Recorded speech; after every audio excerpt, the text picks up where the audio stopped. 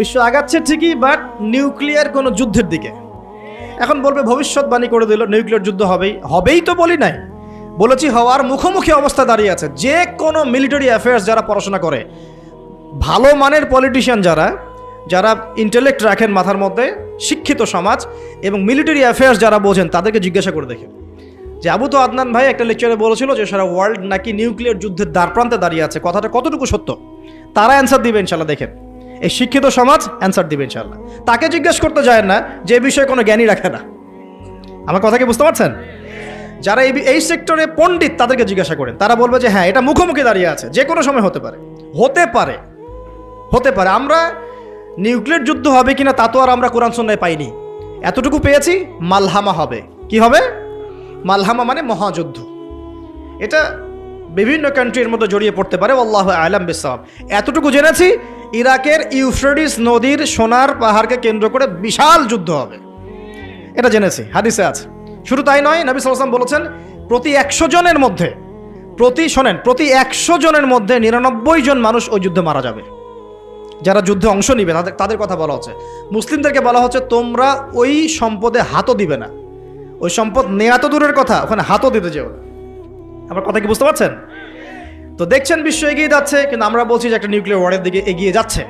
দেখছেন ইকোনমিক্যালি আমরা খুব সমৃদ্ধ হচ্ছি, সারা বিশ্ব, তাই না? কিন্তু বিশ্বের অনেক দেশ, বিশ্বের অনেক কান্ট্রি ইকোনমিক্যালি এখন একটা দুরবস্থার সম্মুখীন হয়ে আছে। এটা রিয়েলিটি আর ভিজুয়াল ওয়ার্ল্ড এক জিনিস নয়। আপনি দেখছেন মেয়েরা খুব এগিয়ে যাচ্ছে, একদম ওই যে স্টেজে উঠে নাচানাচি করছে, অধিকার আন্দোলন এভরিথিং, তাই না? কিন্তু বাস্তবতা কি জানেন? বাস্তবতা হচ্ছে আমাদের মা বোনরা বেপর্দা হচ্ছে দিন দিন বেশি, এবং তারা এগিয়ে যাচ্ছে জাহান্নামের দিকে। আর নবীজি বলেছেন এই কথাই, শেষ জামানায় এক শ্রেণীর নারী বের হবে, নিসাউন, মহিলা, ক্যাসিয়াতুন, যারা কাপড় পরে থাকবে, আরিয়াতুন, তারপরেও নগ্ন হবে কাপড়, এবং তারা অন্যকে আকৃষ্ট করবে, যে সিডিউসড করবে, এবং অন্যের দিকেও আকৃষ্ট হবে, মানে নিজেও সিডিউস হবে। তো এই শ্রেণীর মেয়েরা কি এখন বের হয়নি? নবীজি বলেছেন এক শ্রেণীর মেয়ে বের হবে, পুরুষের পোশাক পরে থাকবে। কিসের পোশাক? পুরুষের পোশাক।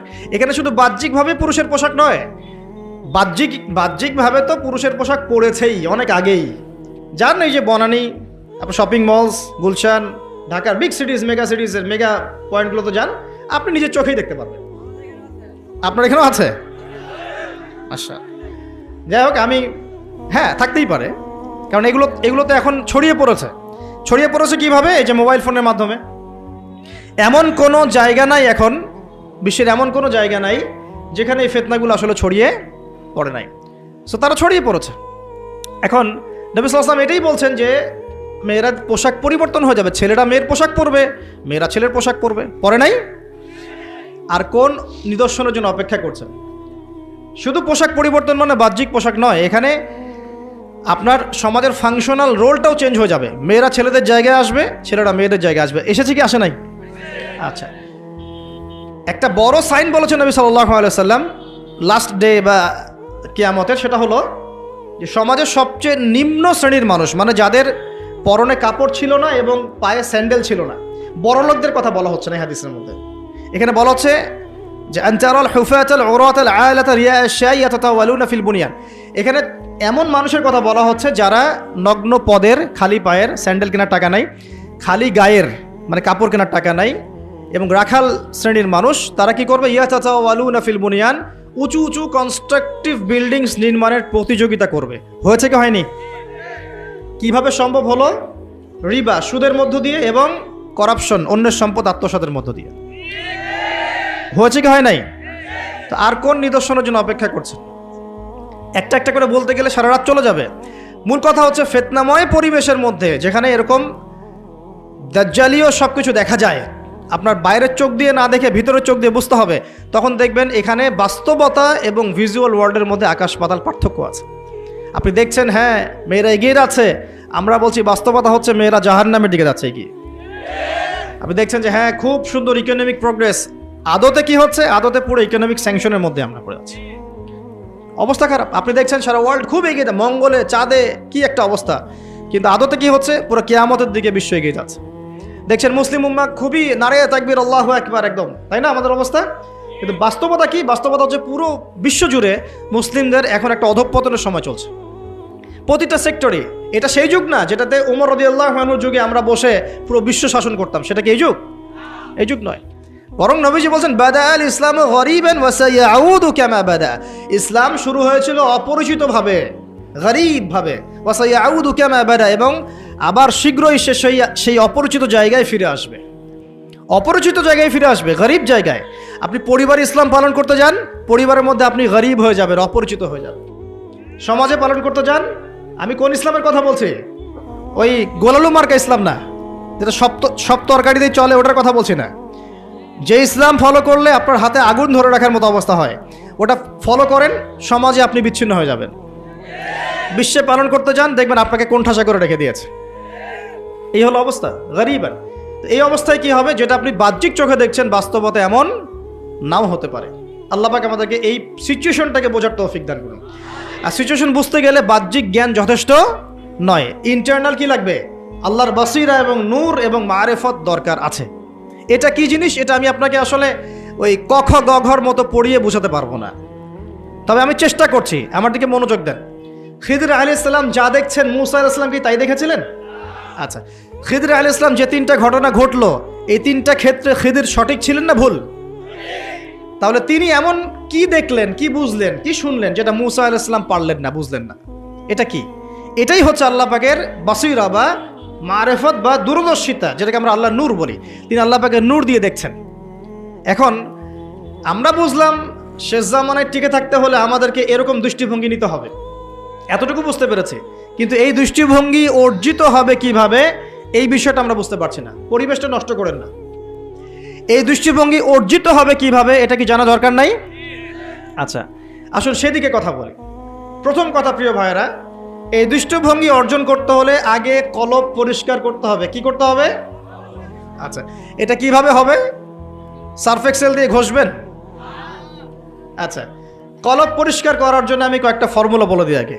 এটা সবার জন্যে, এবং বিশ্বাস করেন এখন আমরা সমাজে যারা বসবাস করি, বেশিরভাগ আমরা মৃত কলব নিয়ে বসবাস করি, বেশিরভাগ। যদি কলব জিন্দাই হতো তাহলে হক বাতিল চিনতে পারতাম না। যদি কলব জিন্দাই থাকতো তাহলে কি দুনিয়ার এই মোহের মধ্যে ব্যস্ত থাকি?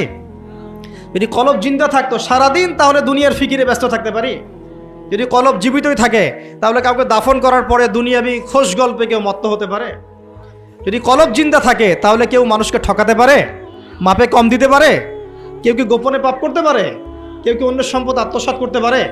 কলব জিন্দা থাকলে কেউ সুদ খায়, কলব জিন্দা থাকলে কেউ জেনা করে, কলব জিন্দা থাকলে কেউ এরকম নোংরা কনসার্টে যেতে পারে?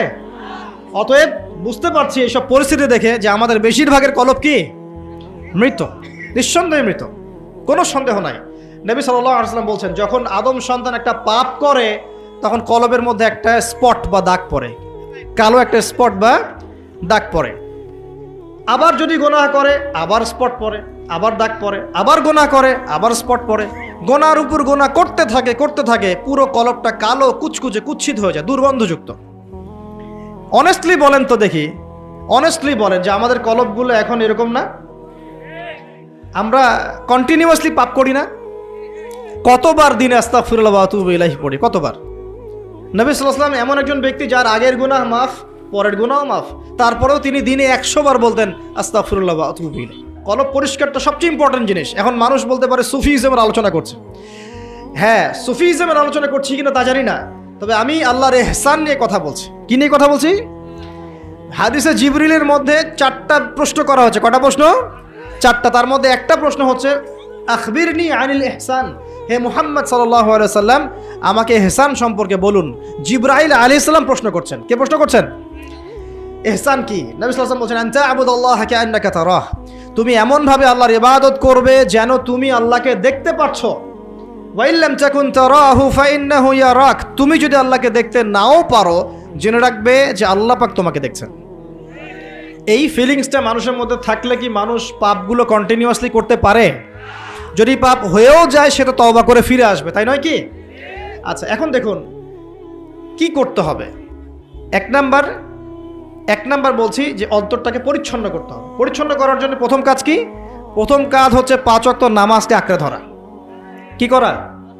5 ওয়াক্ত নামাজকে আঁকড়ে ধরা। যদি আপনি জামাত মিসও করে ফেলেন, বাসায় পড়ে ফেলবেন, নামাজ বাদ দেওয়া যাবে না।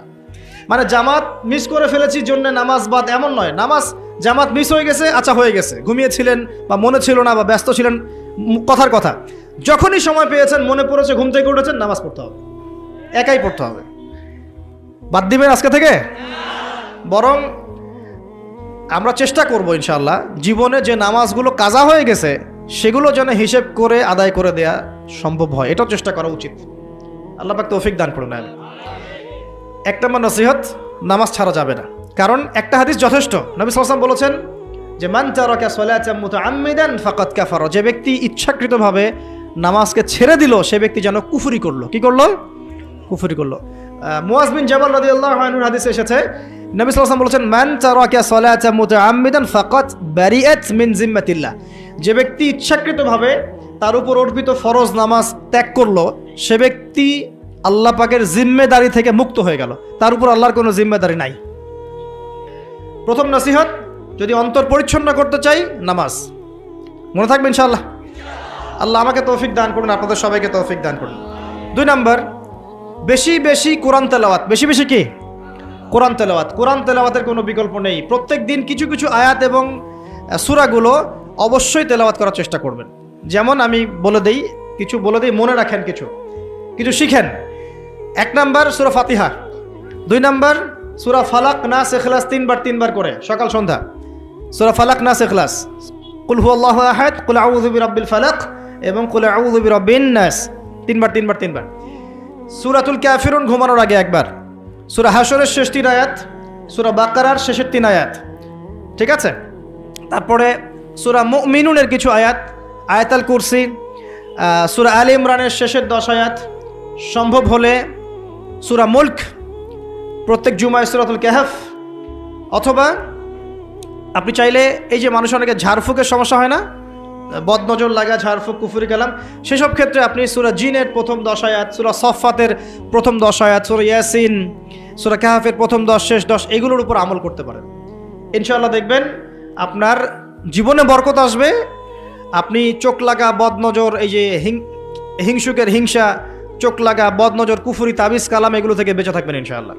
আল্লাহ পাক আপনার পরিবারকে আপনাকে বাঁচাবে ইনশাআল্লাহ কোরআনের বদৌলতে।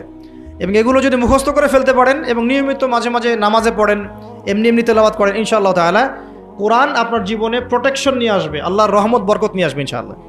এবং কোরআনের মধ্যে কি আছে? শেফা, আরোগ্য আছে। ওয়া নুনাজ্জিলু মিনাল কোরআন মা হুয়া শিফাউ ওয়া রাহমাতুল লিল মুমিনিন। আল্লাহ পাক বলছেন আমি কোরআন নাজিল করেছি, এর মধ্যেই মুমিনদের জন্য শিফা আছে, শিফা, আরোগ্য আছে, এবং আল্লাহর রহমত, দয়া আছে। আমরা আরোগ্য চাই না? আল্লাহর দয়া চাই না? আর এই আরোগ্য শুধু দৈহিক রোগের আরোগ্য নয়, কলবের রোগের আরোগ্য। তো কোরআন তেলাওয়াতকে বাড়িয়ে দেওয়ার চেষ্টা করেন, আল্লাহ পাক তৌফিক দান করুন। আর যদি পসিবল হয়, আল্লাহ পাক যদি আরো ফুরসত দেন, তৌফিক দেন, প্রত্যেক দিন 1 ঘন্টা করে 1 পারা কোরআন তেলাওয়াত করবেন। পারবেন ইনশাআল্লাহ? আল্লাহ আমাদের সবাইকে তৌফিক দান করুন। এরপর কি? বেশি বেশি আল্লাহর জিকির। 1 নম্বর কি বলেছি? সালাত। 2 নম্বর কোরআন তেলাওয়াত। 3 নম্বর হচ্ছে আল্লাহর জিকির। বেশি বেশি আল্লাহর জিকির। আল্লাহর জিকির মানে শুধু আল্লাহ আল্লাহ এটাকে বোঝাচ্ছি না আমি। আল্লাহর জিকির মানে আপনি সবসময় ফিল করবেন, আল্লাহকে স্মরণ করবেন যে আল্লাহ পাক আপনাকে দেখছেন, আপনি আল্লাহর ইবাদত করছেন, আল্লাহ আপনাকে দেখছেন। আপনি আল্লাহকে দেখতে না পারলেও আল্লাহ আপনাকে দেখছেন, আল্লাহ আপনার কথা শুনছেন, আল্লাহ হাজির নাজির, আপনি ফিল করবেন। জিকির মানে কি? স্মরণ করা। জিকির মানে কি? স্মরণ করা। আপনি সুবহানাল্লাহ পড়ছেন, আল্লাহর জিকির করছেন, আলহামদুলিল্লাহ পড়ছেন, আল্লাহু আকবার পড়ছেন, লা ইলাহা ইল্লাল্লাহ পড়ছেন, হ্যাঁ, লা হাওলা ওয়ালা কুওয়াতা ইল্লা বিল্লাহ পড়ছেন, এগুলোতে আপনি আল্লাহর জিকির করছেন, আলহামদুলিল্লাহ। এখন ব্যবসা করতে গিয়েছেন, এই যে মাপের দাড়িপাল্লা উঠালেন, এই যে মাপে কম দিচ্ছেন, এখন কি আল্লাহ আপনাকে দেখছেন না? এই যে আপনি আল্লাহকে স্মরণ করছেন যে আল্লাহ আমাকে দেখছেন, মাপে কমটা দেওয়া যাবে না, যদিও কাস্টমার বুঝতে পারছে না। এই যে আপনি আল্লাহকে স্মরণ করলেন, এটাই আল্লাহর জিকির। এটা কি? আল্লাহর জিকির। আপনি ওই যে স্কুলে গিয়েছেন বা কলেজে গিয়েছেন, এখন মাশাআল্লাহ আপনার তো বান্ধবীর অভাব নাই, কয়েকজন বান্ধবী আপনাকে ফোর্স করছে, চল ওখানে গিয়ে কফি খাই, এই করি সেই করি, আজকে ঘুরে আসি রমনা পার্ক, নাকি? তো এখন আপনি আল্লাহকে স্মরণ করছেন যে আমি আল্লাহকে দেখতে না পারলেও আল্লাহ তো আমাকে দেখছেন, না আমি তোমাদের সাথে যেতে পারবো না, এটা আমার জন্য জায়েজ নাই। এই যে আপনি আল্লাহকে স্মরণ করলেন, এটার নাম কি? আল্লাহর জিকির। সমাজের দায়িত্ব পেয়েছেন, আলহামদুলিল্লাহ, দায়িত্ব পাওয়া খারাপ কিছু নয়, এটাকে সঠিকভাবে পালন করাটাই চ্যালেঞ্জ। দায়িত্ব পাওয়া খারাপ কিছু নয়, দায়িত্বটাকে সঠিকভাবে পালন করাটা চ্যালেঞ্জ। দায়িত্ব পালন করতে গিয়ে আপনি ন্যায় বিচার করছেন, যখন দেখছেন যে এমন একটা বিচার সামনে চলে আসছে যে এখানে তো সমস্যা, এখানে ন্যায় বিচার করলে আমাকে হয়তো কিছু প্রতিবন্ধকতা শিকার হতে পারে, আর যদি অন্যায় করি তাহলে দুনিয়ার স্বার্থ আছে। এখন আপনি যদি অন্যায়টাকে বেছে নেন, আপনি আল্লাহর জিকির করেন নাই। যদি তখন আপনি ন্যায়টাকে বেছে নেন, আপনি তখনও আল্লাহর জিকির করেছেন। আল্লাহর জিকির শুধুমাত্র সুবহানাল্লাহ, আলহামদুলিল্লাহ, তাসবিহ, তাহলিলে নয়। সমাজে চলতে ফিরতে উঠতে বসতে সবখানেই আল্লাহর জিকির আছে। আল্লাহর স্মরণ, আল্লাহকে স্মরণ করো। আল্লাহ পাক তৌফিক দান করুন। আমি তো জিকির বাড়িয়ে দেই। 4 নাম্বার কি? 4 নাম্বার হচ্ছে জ্ঞান অর্জন।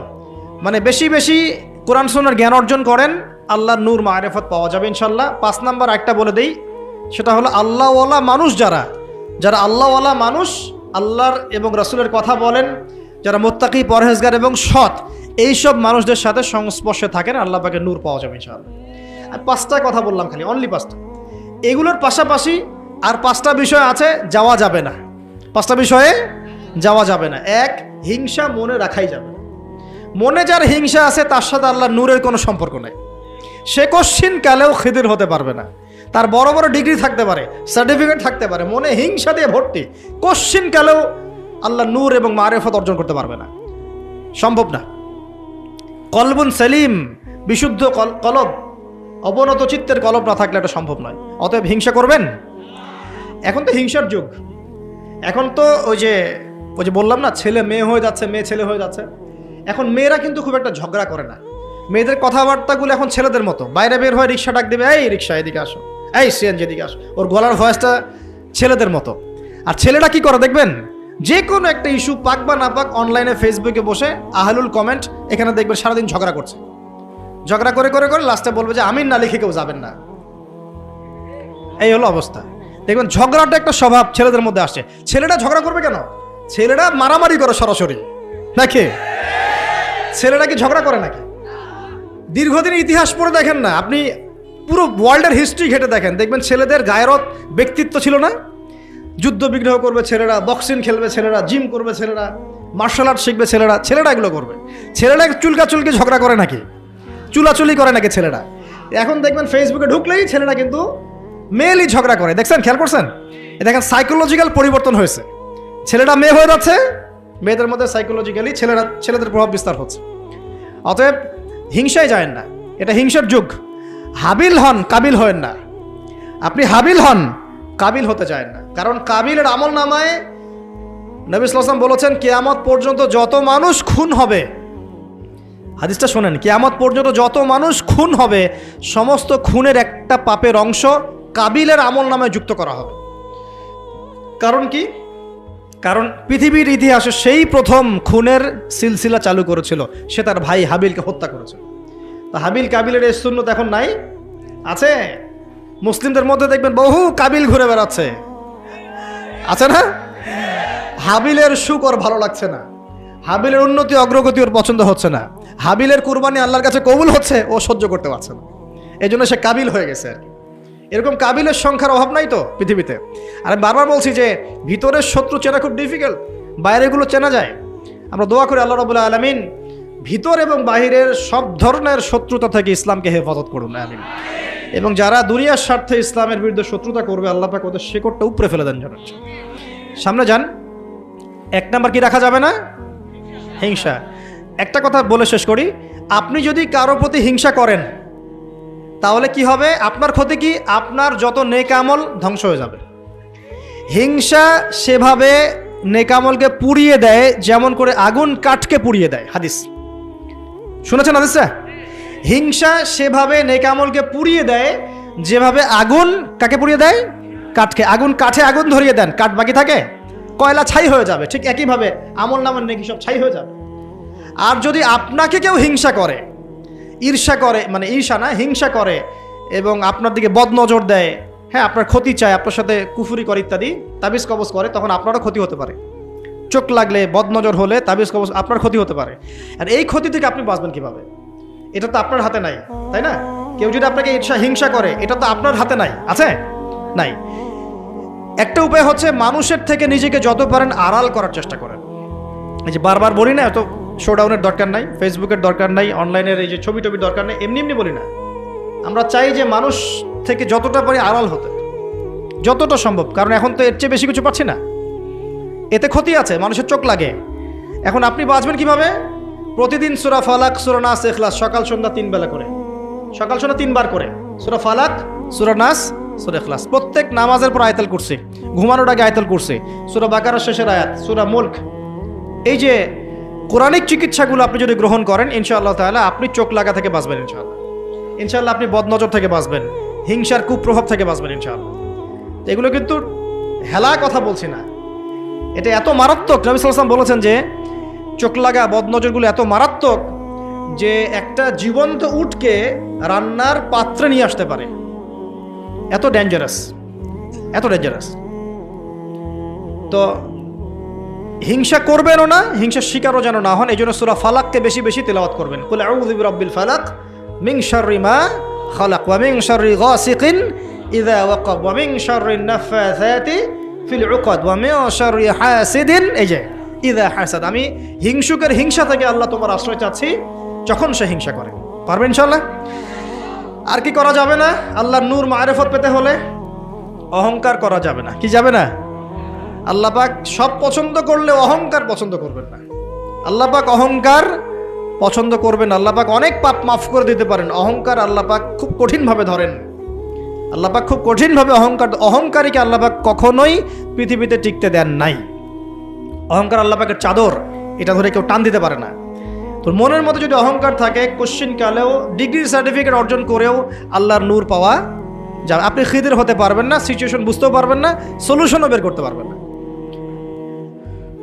একজন সত্তার কথা বলে দেই, আমি আলোচনা গুটিয়ে নিচ্ছি আস্তে আস্তে ইনশাল্লাহ। একজন সত্তার কথা বলি, ইবলিস নাম আছে, মনে আছে? ইবলিস, সে কি আল্লাহর একজন আবেদ ছিল না? ইবাদত করে নাই?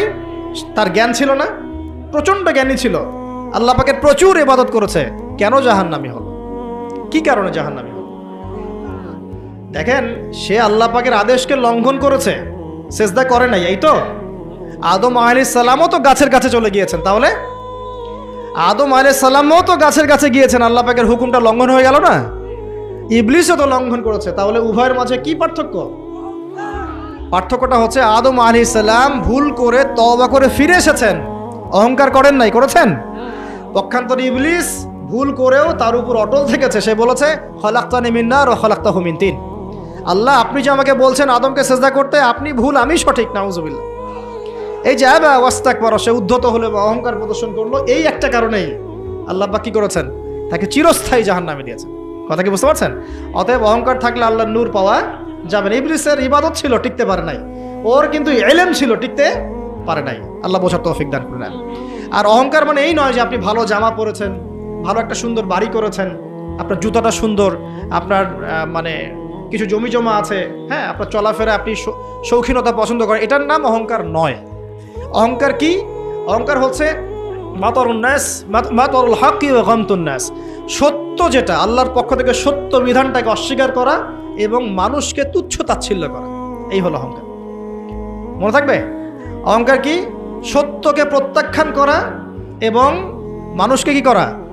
তুচ্ছ তাচ্ছিল্য করা। একজন মুমিন ভাইয়ের খারাপ হওয়ার জন্য এতটুকু যথেষ্ট যে সে আরেকজন মুমিন ভাইকে তুচ্ছ তাচ্ছিল্য করছে। ইবলিস অহংকার করেছে বলে কি হয়ে গেল? আল্লাহ পাক তাকে রিজেক্ট করলেন। তো আল্লাহ রাব্বুল আলামিন আমাদের সবাইকে অহংকার থেকে দূরে রাখুন, আমিন। এবং আমাদের মনে যদি অহংকার থেকে থাকে, এগুলোকে দূর করে ফেলার তৌফিক আল্লাহ পাক দান করুন। কিভাবে? দুটো কাজ করলে দূর হয়ে যাবে। এক, বেশি বেশি মৃত্যুর কথা স্মরণ করলে, যখন আমি ভিতর থেকে ফিল করব যে হ্যাঁ আমাকে মারা যেতে হবে, আমার হিসেব আমাকে দিতে হবে, তখন দেখবেন নিজেকে নিয়েই মানুষ বেশি ব্যস্ত থাকবে।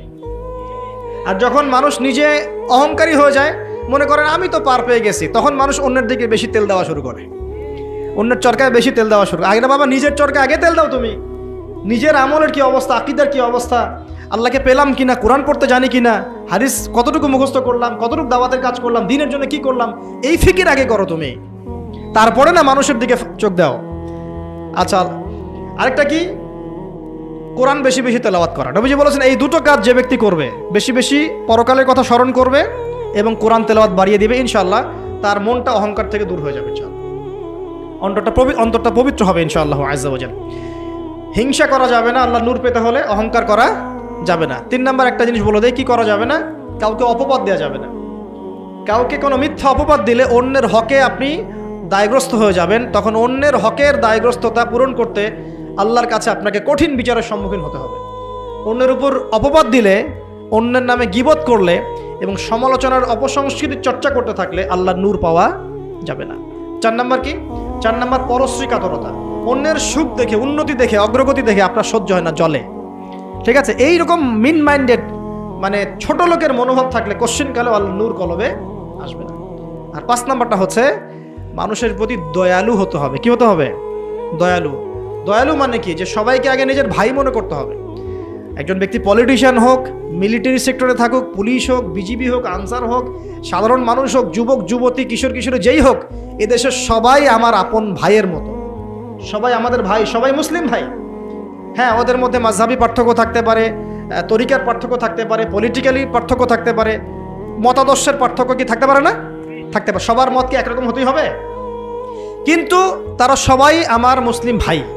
যতক্ষণ পর্যন্ত না তারা প্রকাশ্য কোনো কুফরির ঘোষণা দিয়েছে, ততক্ষণ পর্যন্ত কি সবাই মুসলিম ভাই। আগে সবাইকে ভাই মনে করে জনদরদিত হতে হবে। আগে সবার ভালোটা বুঝতে গেলে আগে জনদরদিত হতে হবে, রহম দিলওয়ালা হতে হবে। আপনি হকের উপর থাকবেন, ন্যায়টা ন্যায় হবে, অন্যায় অন্যায়। ন্যায় যদি আমার দুশ্মনও করে সেটাও ন্যায়, আর অন্যায় যদি আমার বাড়ির লোক করে সেটাও অন্যায়। একটা সৎ অন্তর লাগবে তো আগে।